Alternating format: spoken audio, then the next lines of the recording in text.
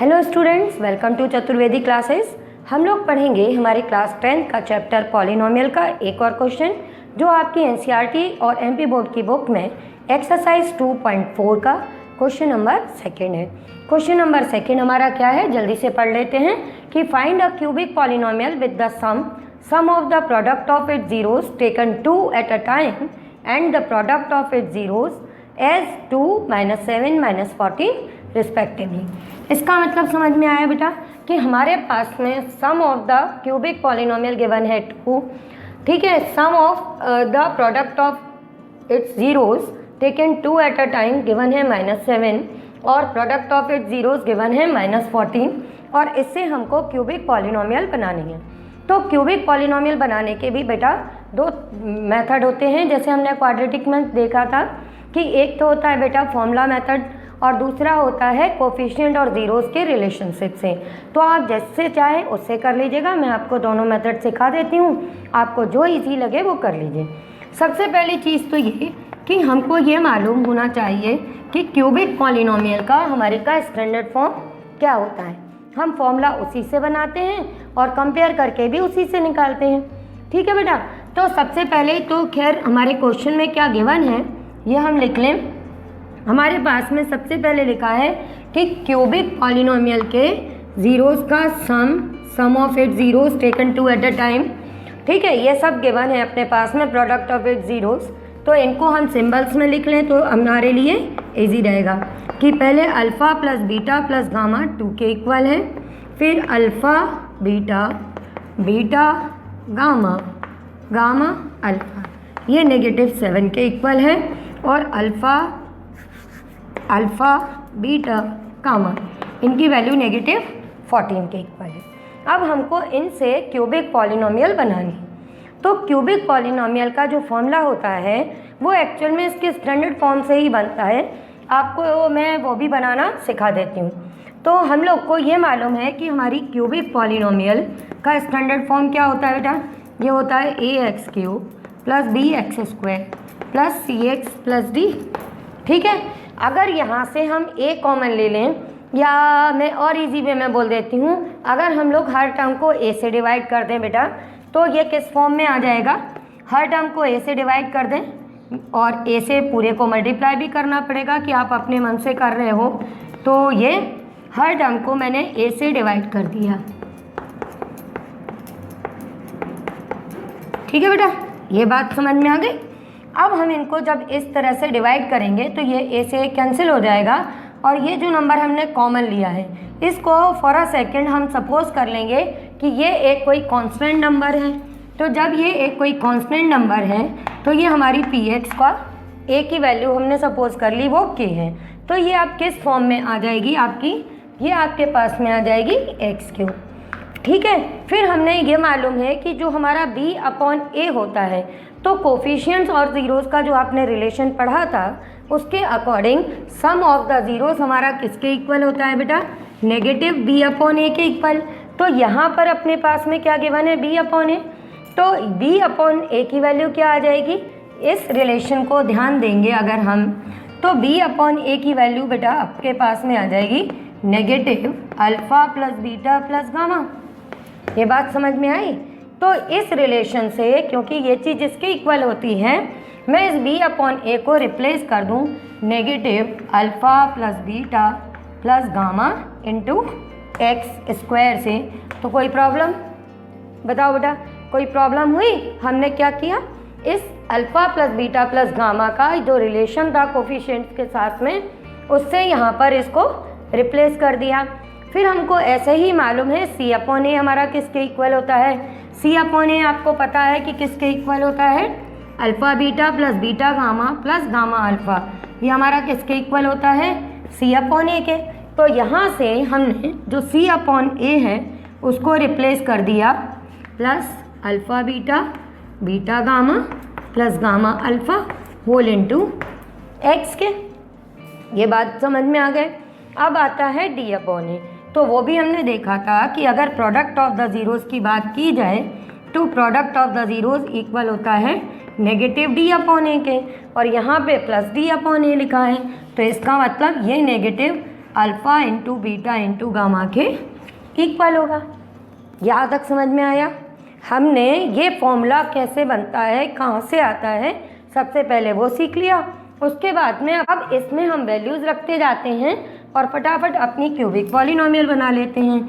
तो ये के तो हम रखते ही हैं कांस्टेंट एक्स क्यूब माइनस, अब हमारी अल्फ़ा बीटा गामा की वैल्यू क्या है बेटा 2, तो ये यहाँ पे हम लिख देंगे 2x², फिर plus alpha beta beta gamma gamma alpha हमको -7 दिया है, तो यहाँ हम लिख देंगे -7 इंटू एक्स, और अल्फ़ा बीटा गामा की वैल्यू क्या दी है बेटा अपने पास में, ये दी है -14, तो ये हम लिख देंगे -14, और ये अपनी क्यूबिक पॉलिनोमियल बन गई।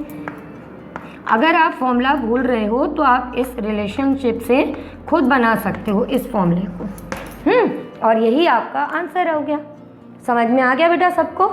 चल अब हम इस रिलेशनशिप से डायरेक्ट ABC की वैल्यू निकाल के कैसे क्यूबिक पॉलिनोमियल बनाते हैं एक बार वो और सीख लेते हैं जल्दी से। वहाँ पर भी हमको यही चीज़ काम आने वाली है जो हमने यहाँ पे अभी देखी थी कि ये हमारे पास में हमारा अल्फ़ा बीटा गामा और ये किसके इक्वल होता है। तो जैसा कि अभी तुम लोग सीख ही चुके हो कि alpha plus beta plus gamma -b/a के इक्वल होता है, ठीक है। Alpha beta beta gamma gamma alpha c/a के इक्वल होता है, और अल्फ़ा बीटा गामा -d/a के इक्वल होता है। अब यहाँ से हम अपना काम कंटिन्यू करेंगे अपने दूसरे मेथड के लिए। वैसे ये क्वेश्चन कंप्लीट हो चुका है बेटा, पर इसमें भी आपको ये मेथड इजी लगता है तो आप इससे कर लो। मैं ये अब दूसरा मेथड सिखा रही हूँ।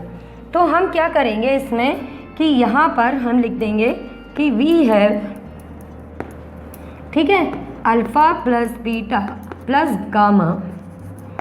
Gamma is equal to 2। ये आपका आ जाएगा -b/a2। अब डिनोमिनेटर कुछ नहीं है तो आप 1 लिख देना, ठीक है। ये बात समझ में आ गई? सेम काम आप क्वाड्रेटिक पॉलिनोमियल में मेरे साथ में कर चुके हो। अगर आपने नहीं देखा तो आप प्रीवियस लेक्चर्स देख लेना जिसमें हमने 2.2 का सेकंड क्वेश्चन इसी तरह से किया था। तो ये हमने अपना फर्स्ट रिलेशन बना लिया। फिर उसके बाद में हमने लिखा also alpha beta plus beta gamma plus gamma alpha 1 के इक्वल है, और ये हमारा किसके इक्वल होता है c/a। तो यहाँ से c/a की वैल्यू भी आएगी 1, जिसका कि डिनोमिनेटर 1 लिख देना। तो ये अपना सेकंड रिज़ल्ट आ जाएगा। इसके बाद में थर्ड रिज़ल्ट में हम लिख देंगे कि अल्फ़ा बीटा गामा, इसकी वैल्यू हमारे पास में क्या गिवन है, सॉरी यहाँ पर इसकी वैल्यू बेटा अपने पास में -7 गिवन है। तो ये -7/1, और अल्फ़ा बीटा गामा की वैल्यू -14 है ये है, और ये किसके इक्वल है -d/a। तो हमने ये -d/a लिख दिया, -14 के, और डिनोमिनेटर नहीं है तो 1, नेगेटिव से नेगेटिव साइन कैंसिल हो रहा था, कर दिया। अब सभी रिलेशन में हमने ध्यान से देखा कि ए को जब हम कंपेयर करेंगे तो 1 ये 1 ये 1, तो इसलिए कोई दिक्कत ही नहीं आ रही इस क्वेश्चन में। पर अगर कहीं पर आपके पास में डिफरेंट वैल्यूज़ आएंगी तो आप क्या करोगे, पहले एलसीएम लेना, क्योंकि हम जानते हैं एक ही पॉलिनोमियल बनानी है ना, तो x³ के अलग अलग कोफिशिएंट थोड़ी होंगे, सेम होंगे, तो हम सबके डिनोमिनेटर सेम कर लेंगे। अब इसके बाद में दूसरी चीज़ क्या याद रखना है अपने को, जब अपन लिखेंगे ऑन कंपेयरिंग तो डायरेक्ट हम एक ही वैल्यू 1 नहीं लिखेंगे बेटा, एक ही वैल्यू क्या लिखेंगे 1 के साथ में के क्यों लिखना है बेटा, क्योंकि ये यहाँ पे इनका रेशो गिवन है, डिवाइड में दिया है ना d/a, यानी d/1 14/1 है, तो ये इनका रेशो दिया है, तो अपन डायरेक्ट 1 नहीं लेके इसको 1 के लिखेंगे।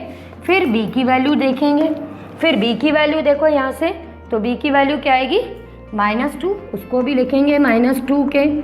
फिर c की वैल्यू आप कंपेयर करोगे तो ये लिखोगे 7 के, और फिर d की वैल्यू देखोगे तो d लिखोगे 14 के।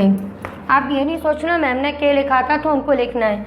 आप लोग को अच्छे से याद होगा कि जब हम लोग 7th में 8th में 9th में सभी में पढ़ चुके हैं कि अगर a/b हमारा 3/2 है तो हम a को लिख देते थे 3x और b को लिख लेते हैं 2x।